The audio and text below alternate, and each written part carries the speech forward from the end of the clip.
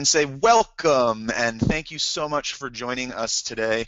I'm super happy to be sharing some information with you all about video and getting it going for your organization.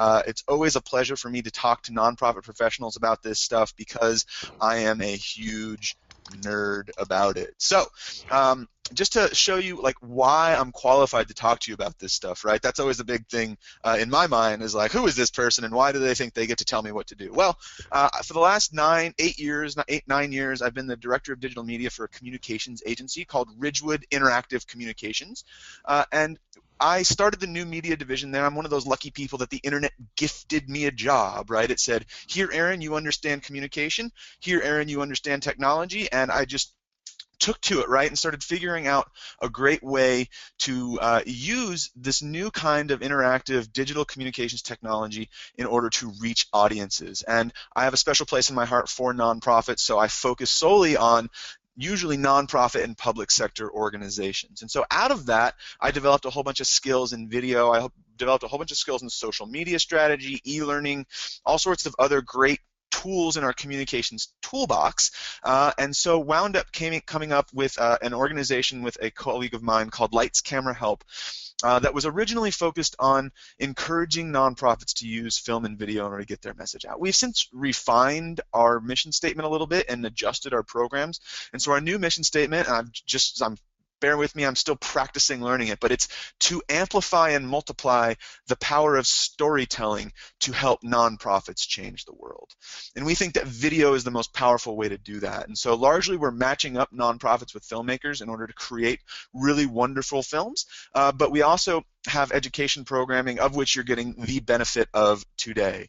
I'm also a huge nerd who loves helping. Reach out to me. You saw my contact information on the previous screen. It's going to be up again at the end. Aaron MSB, that's Michael Sparks Bramley, on any social media out there. By all means, reach out to me, or aaron@lightscamerahelp.org. So this is what we're going to cover today. We're going to start with what is video and why is it important, then some questions to ask yourself before shooting, then that all-important question, right? How much does this cost? Can I actually create a quote-unquote cheap, powerful video? Then I'm going to get you excited about shooting, right? I'm going to give you top 5 tips for shooting better video and top 5 tips for working with a production company so that your next video project is a super big success, right? That's very important. But let's start with some of the basics. I know that you guys understand video, okay, moving images. I understand that, right? You get what video is. But for our purposes today, we're going to think of video as the combination of 4 separate elements. The first is light. That's the essence of photography, right? All you're doing in photography is you're capturing light, right? Different colored light, light of different wavelengths, that kind of thing. But video is light. It's also movement, right? We get the added benefit of having stuff happen in our frame, right? The image that we see. So that's the second element, is the movement. Next is sound, which is oftentimes hugely overlooked. But film is actually much more of an aural medium than it is a visual medium. And we'll talk about that a little bit later on. But sound is the third element when you're talking about video. And then we get the amazing ability to add story, right? Photographs can tell a story, and some people will say that photographs is more than just light. It's light and story. It depends on what kind of photographer you are, I suppose. But video, especially for nonprofit purposes, has to have a compelling story behind it. Otherwise, no one wants to watch it, right? Cats with tinfoil hats are 1 click away on YouTube, so why would anyone watch your video unless it has a good story? But why is video important? Well, the internet, right? How many of you guys have watched video online this week, right?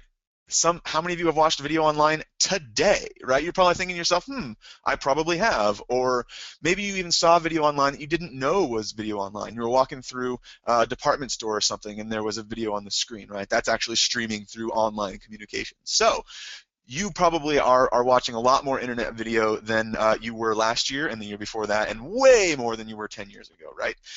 But don't take it from me. This was a survey that was conducted on C-level executives, right? So these are the people of Fortune 500 companies. So these are the people who are steering the big ship. They don't change very fast. People like a very stable CEO when they have a company that's gone public.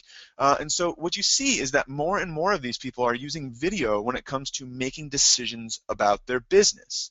Now, How many of you guys have corporate social responsibility programs? How many of you guys want corporate social responsibility programs? The C-level executives are the people that you need to sway their hearts and minds to your cause about why they should give their CSR dollars directly to you guys, right? And video can actually be a powerful CSR program in and of itself. So go ahead and keep that in mind as we move through this as well. Next, video gives us the tremendous ability to tell stories. Storytelling is not just for campfires anymore. It is the way that we communicate as human beings, right? It's the end-all of be-all of human existence, so far as I'm concerned. I know that sounds a little exaggerated, but think about it, right? So two guys go out. This is primordial times, right? Two guys go out. One guy comes back. You bet he has a story about this giant cat with these huge teeth that you probably shouldn't pester, right? Because his buddy, we'll just say Jake, but his buddy Jake, right, threw a rock at it and the thing killed him, right? So he's got that story to tell. Now think about happy hour, right? After work, when you're hanging out with your colleagues and your friends, you are telling stories about probably your annoying boss, right? Or your friends or whoever. You're telling these stories to interact with each other. So it's so super important. Now, video is also desired and expected by our audience. We see from eye tracking studies online that when people visit a website, the first thing their eyes go to is the upper left-hand corner to make sure that they are in the right place, right? That's just our brain just sort of checking in, right? Then the next thing, if there's a video frame on the page, like that YouTube embedded thing, right, with the play button, their eyes instantly go directly to that play button. Clicks, generally speaking, follow those eye actions, and what you wind up seeing is that people love to see video online. Now, there are ways to create video on a budget, and this is the next part of this webinar. It's a little bit interactive, so what I'm going to do is I'm going to take the link that's here, and I'm going to copy and paste it into the chat box, which should show up somewhere in your control panel. I believe it's in the questions, or you can open a new browser window and just type this link in. And I'm going to go ahead and allow you guys to watch that for a second. I'm going to play it on the screen. You won't hear it from me, just so I can get a sense of, how long it's taking to watch the video. But go ahead and click on that, and then we'll come back and you will see how cheaply a good video can be made. So click on that. You won't hear any sound, but come back and join me afterwards. Go.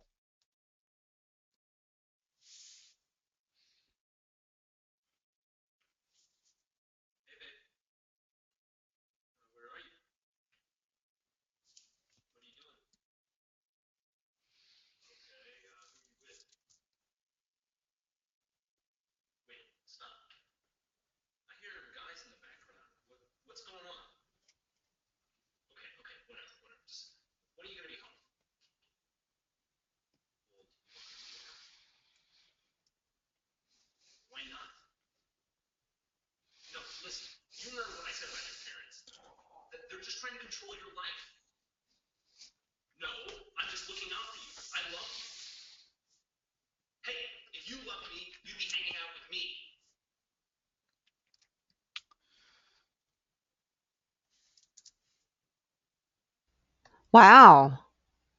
Excuse Okay, so me, Aaron. yes, go I ahead. had muted myself. That was really powerful in such a short period of time. Sorry for the interruption.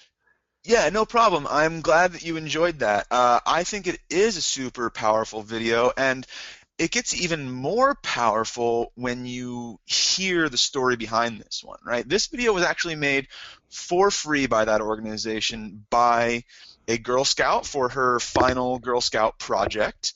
Now, that's a very talented Girl Scout, right? But the idea is that you can see that it was very simple to make. What they did is they pointed a camera, any old camera. You heard that sort of buzz in the background that was sort of the internal microphone on the camera. So any camera at a black wall, they shined some lamps on either side. They got probably an acting student from the local college or community college or someone she knew who was in the drama program at her high school, right? Put a phone up to their ear and said, act a conversation that starts out cute and friendly and then gets a little rough, right? And you see these three questions that I have up on the screen. What's the goal? What's the story? Who's telling that story? Always think about that when you're watching videos from now on. if there's one thing that you should remember from today's webinar, it's always ask these 3 questions. And I use that language very particularly because I know that when you use that language, always, if there's one thing you should remember from this, right, people actually remember the 30 seconds after what you say. So remember those 3 questions. Always ask those questions when you're watching a nonprofit video. It's going to tremendously improve your skills as a filmmaker in the future.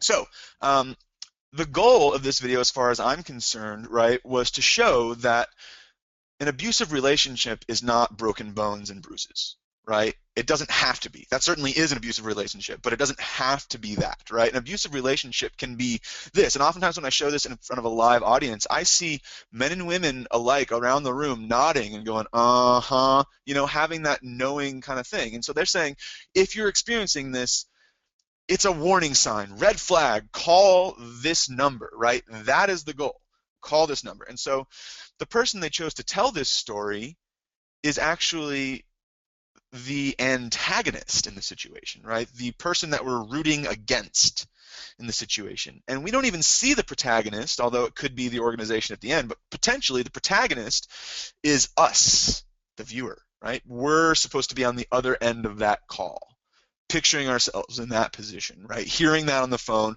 what we might say that's getting that kind of reaction. So really powerful video, and it can be done super cheaply. There's a few other examples that I'm not going to go through on the webinar. You'll get the links afterwards. Please feel free to take a look at these. This first video from the Ronald McDonald House was not necessarily on a budget. They paid $5,000 for it, which they actually got a real good deal on this. But pay attention to the use of story, how they chose narrative elements to actually tell their story without using real people, right? Because they work with children, can't necessarily use real people without tremendous amounts of legal paperwork and model release forms, and sometimes that even doesn't hold up, right? So they chose a really creative solution. And this next one is, what if you don't have what I call kids, cats, or cancer, right? It's super easy to tell a story if you have cute puppies or you have sick kids, because those are emotional triggers for human beings. We love the big-eyed puppies, right, that are licking someone's face. We can't help ourselves from clicking on that, right? It's just we're wired for that for some reason. But what if you're an organization like the Texas Accountants and Lawyers for the, oh my God, I almost fell asleep saying their name, right? The Texas Accountants and Lawyers for the Arts. Sounds super boring, but this story was actually created in a 1-week competition that I hosted, and they did a damn good job of telling a fantastic story that keeps you riveted, right? Which you wouldn't expect from accountants and lawyers. All right. Moving on, these questions should look familiar, but anytime you decide to shoot a video, whether you're shooting it yourself or you're hiring someone to do it or you're getting a volunteer, always find out what that goal is. It could be to recruit volunteers, it could be to raise money, it could be for general awareness, it can actually be for mission execution. You can actually change people's behavior through video. One of the few medium that allow you to do that. You know, try handing a pamphlet, putting a pamphlet in someone's hands and getting them to really actually change their behavior. But tell them a good story and they may actually act differently. And then once you have the goal, you reverse engineer to figure out what's the story that accomplishes that goal. And then once you figure out what that story is, you find out who's telling that story. So a lot of times people say, okay, goal of the video is awareness, story is the story of our organization. Who best knows the story of our organization? Well, it's obviously our executive director, our co-founder, or our board member, right? Wrong. They may know the story of the organization the best, but they are not the best person to be telling that story. It is tremendously boring to watch an executive director at their desk, or if you're getting creative with it, right, have them sitting on their desk with piles of papers or whatever all around. Very boring to see that. So a lot of times you want to think about who your constituents are that can tell the story. Who are your volunteers that can tell the story? Is the story about trying to recruit volunteers? Find a volunteer who has had a successful time working with the organization and have them tell their story, right? Not the story of the organization, but their story. And that's going to accomplish the goal of getting more people wanting to volunteer for the organization. All right. The $150,000 question. Well, hopefully not $150,000 if we can help it, right? How much does video cost? Well, video is like buying a car. You can get the Honda Civic or you can get the Mercedes-Benz. Both will get you from point A to point B, some with relatively more style and comfort than others, right? But they will both get you there and can both be as extremely effective at raising exactly the same amounts of money, recruiting the exact same numbers of volunteers. But you have to consider that when you're putting your project together. Generally speaking, the more money you pay, the less work you will probably have to do as a nonprofit professional. That's kind of a good rule of thumb. But here's another good rule of thumb. Average video cost is going to be about $1,000 per finished minute. Now there are some startup costs because people have to rent equipment or lights or studios, or they have to hire a grip to come and move things around, or whatever. There's a startup cost. So if you're looking for even a 30-second piece, probably the base cost is going to be about $1,500 to really get going. This is for hiring a production company, by the way. This is not for doing it yourself, right? This is for professionals. And that's average. Now, I'm not saying that's what you should pay. I'm saying that that's what it costs. And we'll talk a little bit about that in a little bit. You personally can start shooting video for free, right? Most of us have a video studio in our pocket right now. If you have a smartphone of almost any type, you can actually shoot really effective video. It takes some tips and tricks in order to get there, and we're going to cover some of those a little bit later on. Now, equipment, you can get going with equipment. If you want to really buy something and say, like, okay, this is my dedicated video equipment, for $500 will get you a very good start. I actually put together a nonprofit starter package for someone the other day using used equipment. It was $148 it came out to. And so that was a cheap flip camera that I bought with a microphone input, very, very important. Super cheap tripod, very cheap microphone, some clamp lights from Home Depot, and some kind of expensive light bulbs to get the good quality light, and it was $148 was the total, right? Plus my consultancy fee, but that's another story. Anyways, but what does it cost in terms of time in order to produce video, right? So when you're just starting out, it's going to take you about collecting 1 hour of footage for every minute of finished product. So think about that. If that's a 2-minute video you're going to end up with, you're probably out collecting footage for 2 hours. That's just sort of the math that it works out to. Some professionals even use more than this. Some professionals use way less than this. I was out with a film production crew not too long ago who were like, okay, we're shooting a 5-minute video. We're going to actually roll 7 minutes worth of footage because they were that on point with the messaging and what they needed. So they actually shot 7 minutes with footage. Now, it took them probably 10 hours to actually shoot those 7 minutes worth of footage, but they got there, right? Now, if you're going to hire someone or you're going to dedicate a staff member to do this, you're looking at probably about 10 hours a week of staff time, plus another 2 hours of troubleshooting technology, and I hate to say it, there are no fail-safe methods for producing video. Video technology is a fickle mistress, right? It is very tough to have systems that constantly always work without tinkering some, right? So there's going to be some time where either your hard drive's full or you can't compress a video clip for some reason, or there's something that's just not working, and you're going to have to go online and Google and find all kinds of sources in order to figure out how to fix the problem, right? So that I'm saying is another 2 hours per week. So you're looking at 12 hours of staff time per week, and then you need a distribution strategy. I saw that here on the program you have something coming up about social media and just regular communication strategy. If video is not part of that, make sure you ask that tough question of them that they should, what their video distribution strategy is. But that's another webinar entirely. Okay, we are going to bust through 5 tips because I want to get to some questions. So keep questions in mind, guys, as this is going through. We're going to get through top 5 tips for shooting better video. And this is for you shooting yourself, pulling your smartphone out of your pocket, or going into the closet and digging out that video camera that you've never used, or if you have a photography camera that you like that actually shoots video also.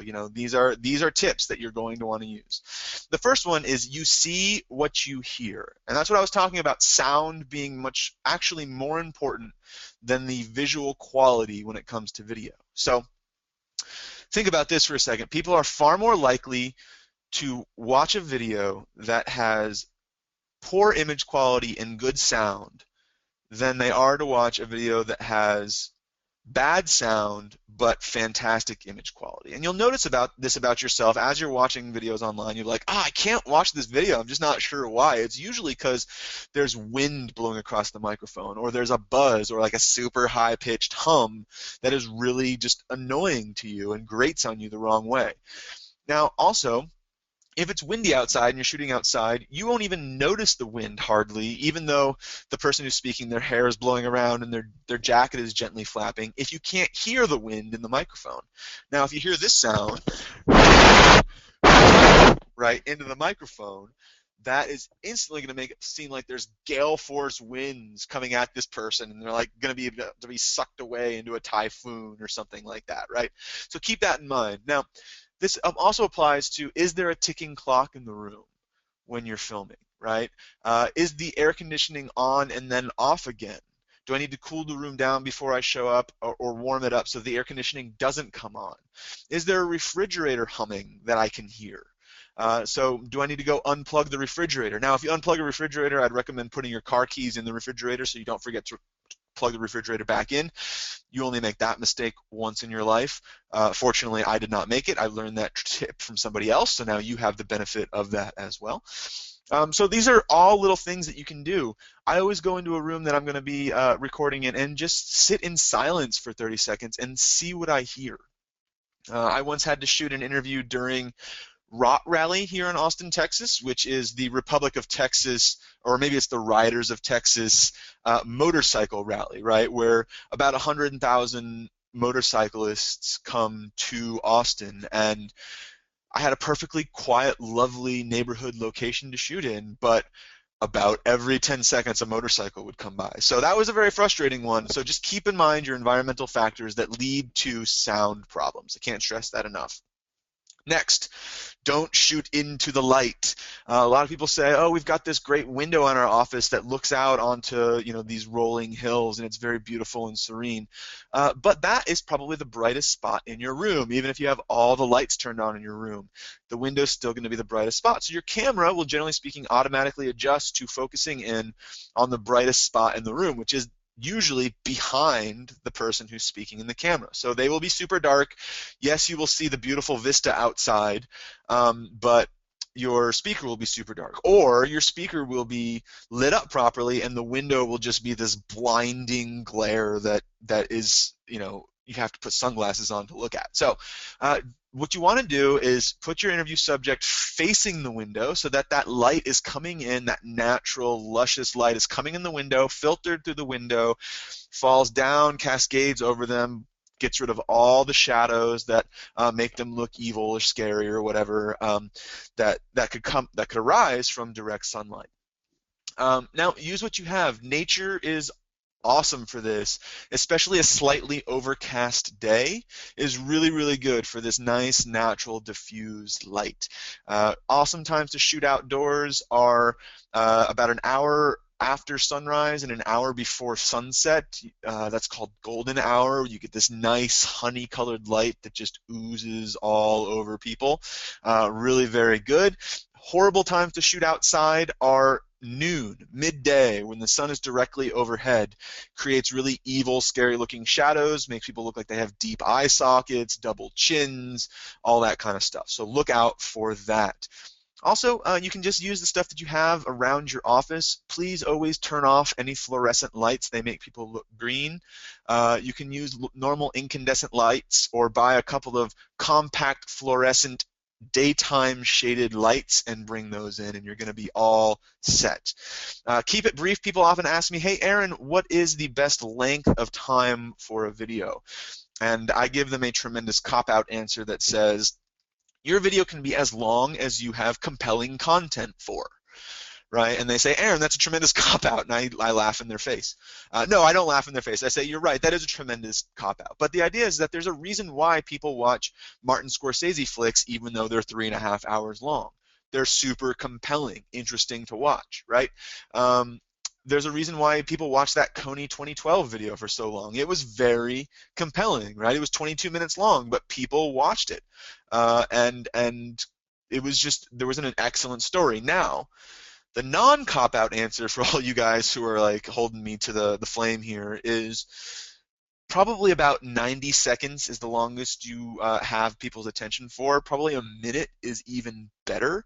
You can get a tremendous amount of information across in that amount of time. Think about television commercials, 30 seconds at the most, usually 15 seconds sometimes. You can get information across and deliver your statement. So I like to say, be brief, be bold, and then be gone. Don't let your video drag on. Always cut it down when you can. Try to keep it between a minute and 90 seconds to keep people's attention. Okay, I'm just going to take a sip of water real quick. The rule of thirds is a time-honored tradition amongst artists. For whatever reason, our brains prefer images that are slightly off-center in one way or another. This dates back to early portraiture. We see it where people are slightly off-center, and it's just the way we like to look at things. So you want to break your frame down, what you see on your viewfinder, right? The LCD screen on your camera, down into 9 equal parts, and then make sure that the main action of whatever's going on is on one of those 4 crosshairs. This one, this one, this one, or this one.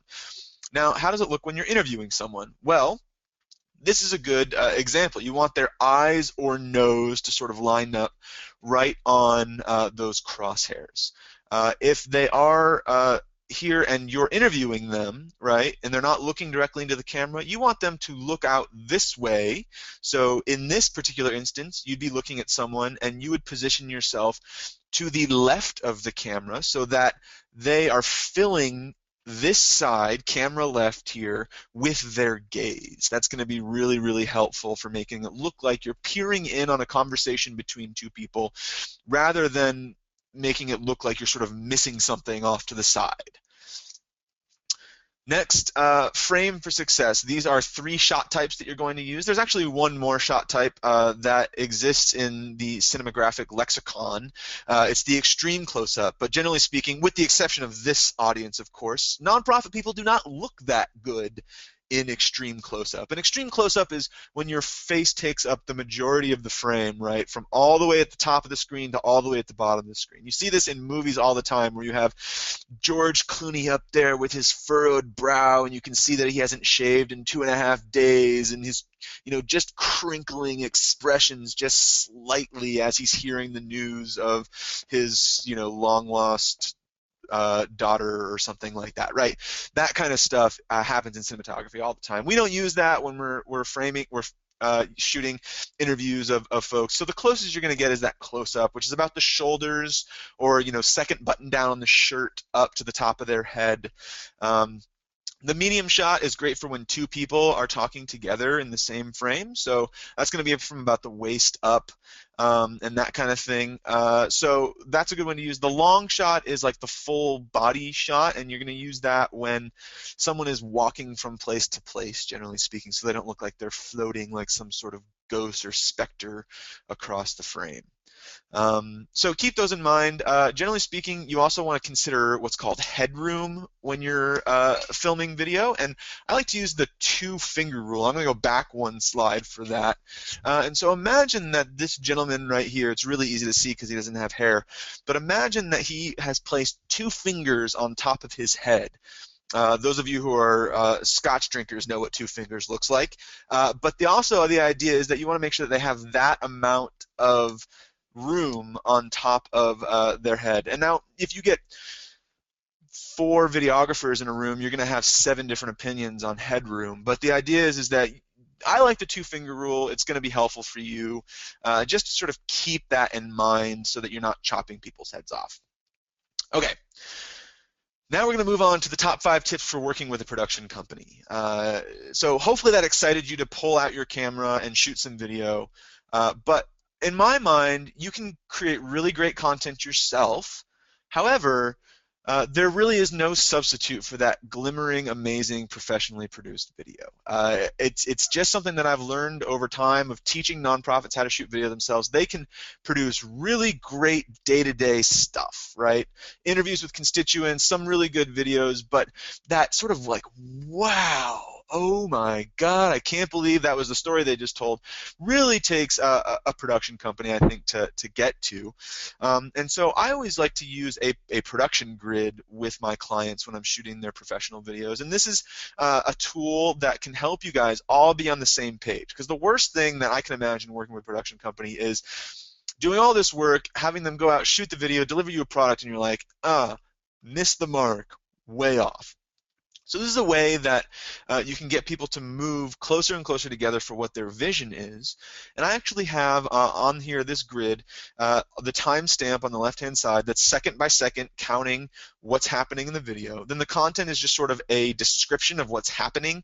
It's not a particular element, but sort of an overall picture about what we're getting at. And then there's the visual elements that are on the screen. This one was sort of a glorified slideshow that had text popping up with animated photos. So then the text is there, right there, and then any comments that we have about anything going on. If there were interview footage or any audio component to this video, I would actually have a column for that. And in the interview column, I would have the questions that I'm asking and then also the responses that I hope to get from people so that I have message points that I'm looking forward to hearing. And I keep on asking the questions until I get to those message points. So really handy tool. That's going to help you guys figure out what's going on. Now, in working with a production company, you can oftentimes get people to give you in-kind services for sponsorship. Approach them like any other sponsor, that you would approach with that sort of dollar value of what you're asking for. Use that $1,000 per finished minute figure when you're approaching folks and say, hey, we want you to donate a $10,000 video to our nonprofit.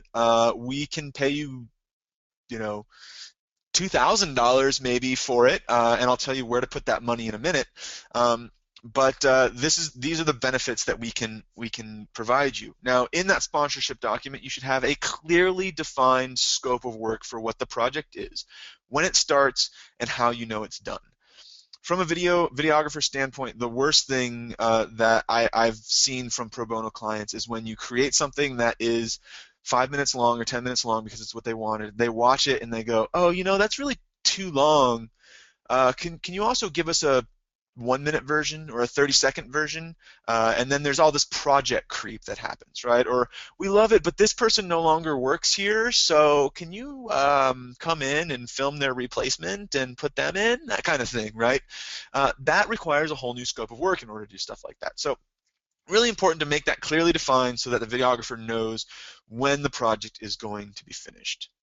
And be upfront about your budget. If you actually have $2,000 to give to the project, say, hey, we're going to give you this $2,000. It goes entirely towards editing because, in all honesty, that's where projects get held up in the pro bono process, is in the editing. So we will say, shoot this thing for free and you will get all the sponsorship benefits entitled to you for that. But when you edit it, you're going to get $2,000. Now, if you don't want to edit it, we'll still ask you to shoot it for free, but we'll find someone else who's going to edit it for $2,000, right?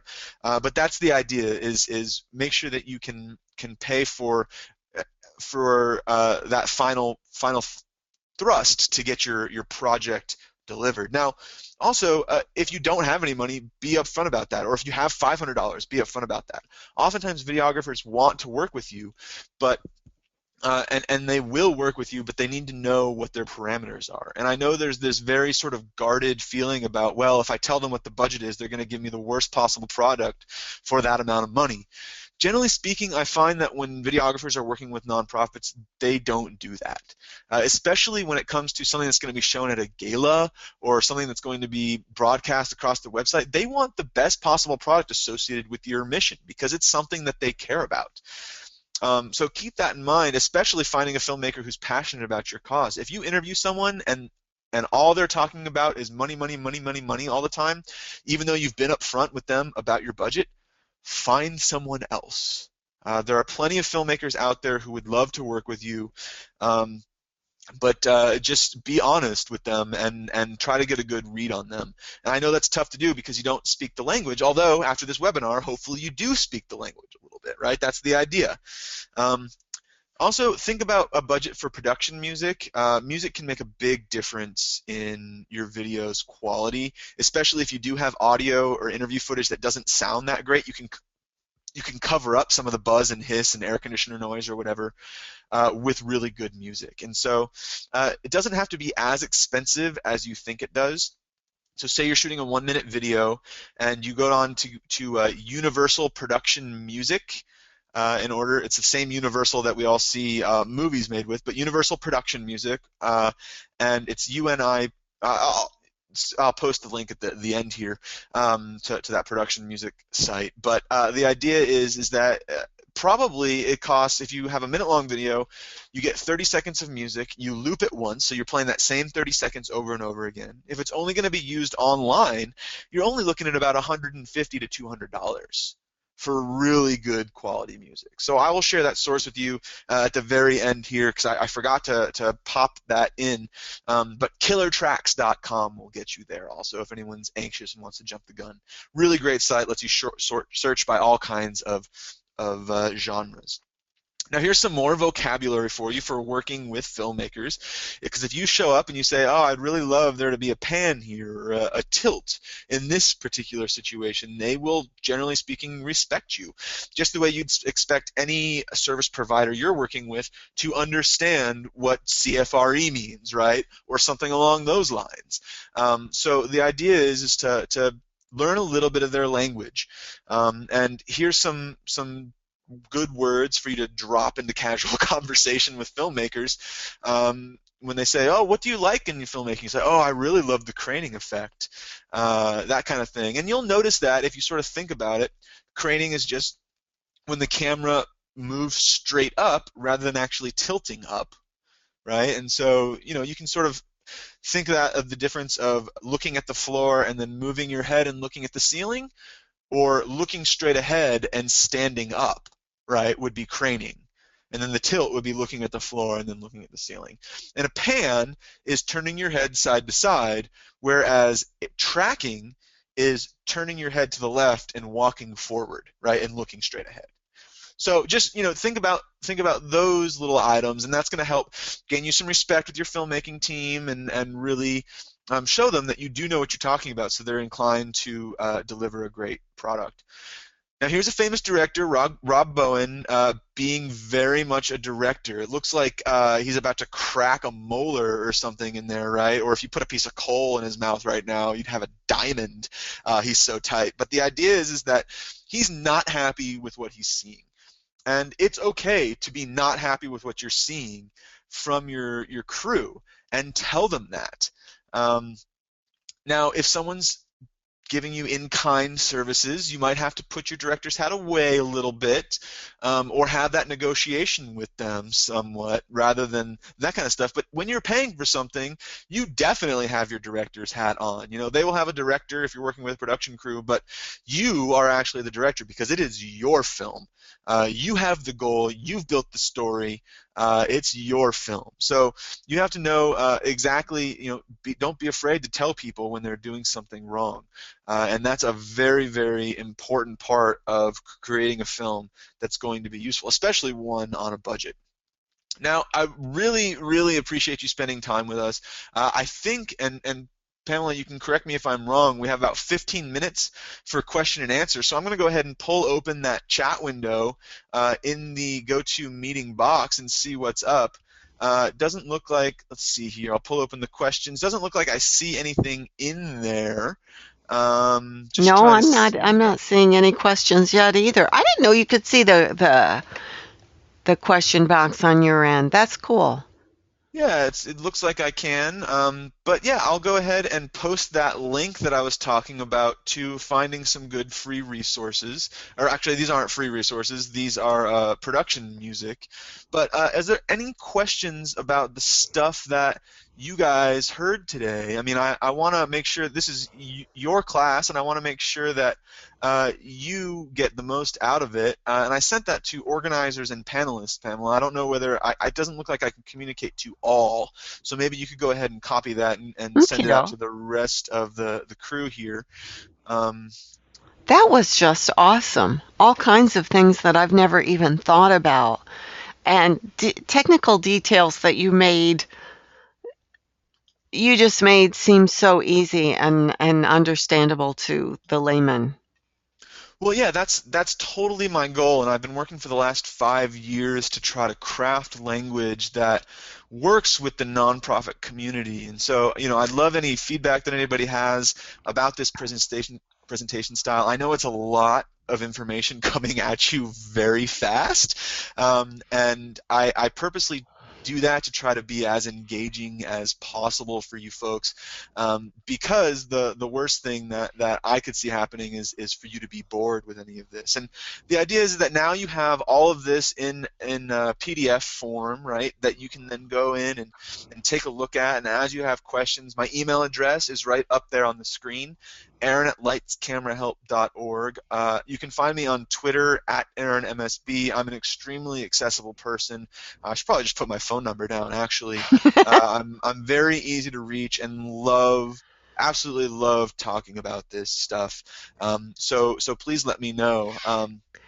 Yeah, if there aren't any other questions, I'll go ahead and open up to you, Pamela. Yeah, go ahead. One of my questions, and this happened with a client that I was working with, I want to say 3 or 4 years ago, where they actually I actually wrote a grant to hire a videographer, and because I thought having a video would be terrific for this particular organization. But then once we got started, they were all about filming the executive director talking about the organization, and it was such a boring video. The final video, it was horrible. How do you get away from and really get them focused on telling the story? Yeah, I think that the best possible way to do that is to show people some really impactful videos and say, did you see an executive director here? I mean, honestly, like if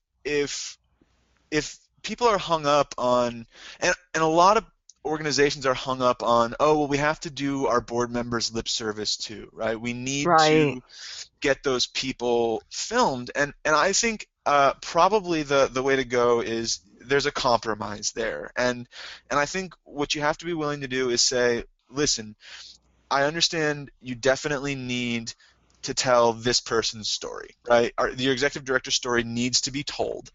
I think that we need to consider what our goals are, however, and make sure that we're addressing those, and then really think about what compelling story is going to accomplish those goals. And I know that that's sort of a repeat of what I said earlier, but explain to people in very black and white terms that no one wants to watch that.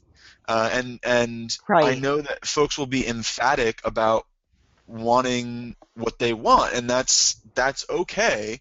But I would say, listen, if you want to tell your executive director's story, get a camera and a tripod and put it up in their office and let them record a 30-second piece, or even have someone dedicated to giving them a 30-second monthly video telegram or something like that, right, where their voice can be heard. But then the main communications piece that's actually going to lead a campaign for your organization is going to have something else, unless your executive director happens to be the most charismatic, amazing individual in the world, and that's what people are connected to in the organization, at which point maybe, yeah, they are the person that needs to tell the story. There's an organization that I can give an example to here in Austin. It's called Mobile Loaves and Fishes. I know them. They're gaining some traction nationally, and they're doing really incredible things. They're so awesome. But their executive director, it was actually one of our first Lights Camera Help education clients, actually. But what they started doing was, their executive director, their name is Alan Graham, and they started doing monthly Alan Grahams, where you would actually get a video delivered to your inbox of Alan Graham just talking about whatever's on his mind for that month, and what he's working on, what he's doing, and he would always end with a message about how we need to respect our brothers and sisters on the streets and get them off the streets. And he's just a super charismatic and lovely guy. Like, you just want to give him a big hug.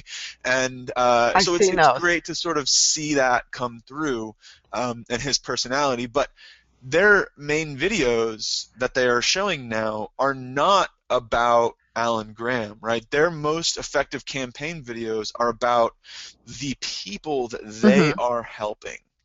They actually put a guy up on a billboard. His name was Danny, and did a whole video around that. And you were supposed to text the number on the billboard to get him into a home. And they were super successful at doing that, right? And Wow. that was a pro bono campaign that was run for them by a very impressive marketing communications agency here in town. But they did videos around Danny, right? That was the story they were telling, not Alan Graham's ministry.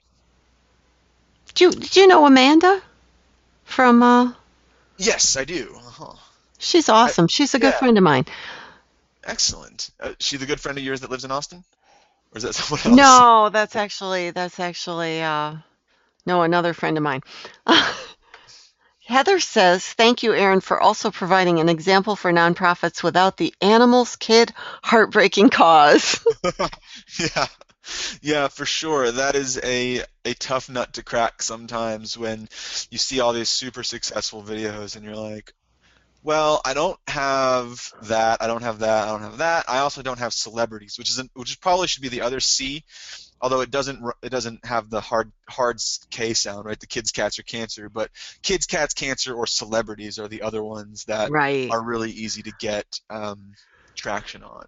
And there was actually a video that there was an organization that fights tropical diseases that did a video called "How to Shock a Celebrity." I don't know if you guys saw that floating around a little while ago.